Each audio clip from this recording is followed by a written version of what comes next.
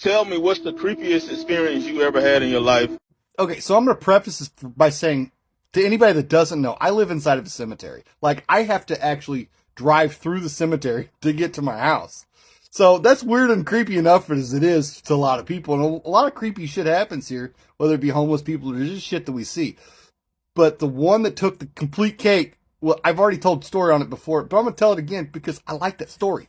So I was in the house watching TV at about 3 o'clock in the morning, wide awake, could not sleep. Heard a giant crash outside, and I jumped up, looked out, didn't see shit. I'm like, oh my God, what the fuck was that?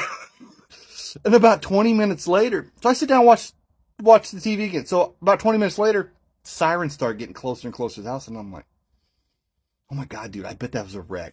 And I walked outside, and they just started showing up, the lights, everybody, 10 cop cars and firefighters and ambulance and everything, the whole 9 yards. So I threw my clothes on. I'm like, I'm going to walk up through the cemetery at 3 o'clock in the morning and see what's going on. It's like 8-year-old me would have kicked me in the balls, dude. It's like, what the fuck are you doing, dude? No.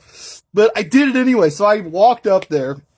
I'm standing on top of the hill. Got my hood out. You know, I'm all wearing all black and shit. Got my hood up. And it was a bad wreck. We found out later that it was a head-on collision, and the drunk driver perished at the scene. But the girl that he hit didn't, and she was at the scene too. So, but it was bad. It was bad enough where I was like, I don't want to be any part of this at all. And I see the cop that kept looking up to the top of the hill, and I'm like, what's he looking at? He sees me, and he sees me just standing in the graveyard at 3 o'clock in the morning. I bet he's freaked the fuck. I was like, damn it, man. I gotta go. I gotta go back to the house. So I decided to leave, and I walked back to the house. But as soon as I turned around, I heard something fall out of the tree that I was standing right next to. And when I turned around, there was a honest to God person standing there.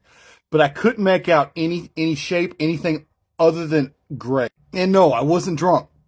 But I wish I had been, because at least that would have explained it. So I immediately, my heart jumped up in my throat, and I just turned around and just beelined it towards my house. I didn't run. And I could still hear whatever it was behind me. I walked in a straight line towards the house. I got all the way to the house. I walked in the house, locked the door, walked right in the bedroom, got in bed with Amber, put the covers up over my head. I said, Amber. And she said, what? I said, I think I seen a ghost. And she's like, what? I said, I seen a ghost. She goes, where? I said, in the graveyard. She goes, the hell were you doing in the graveyard? I was like, there was a wreck, and I told her the story, but that's the honest to God creepiest shit that I have no idea what it was. Well, it's a ghost. It was a ghost. It was creepy.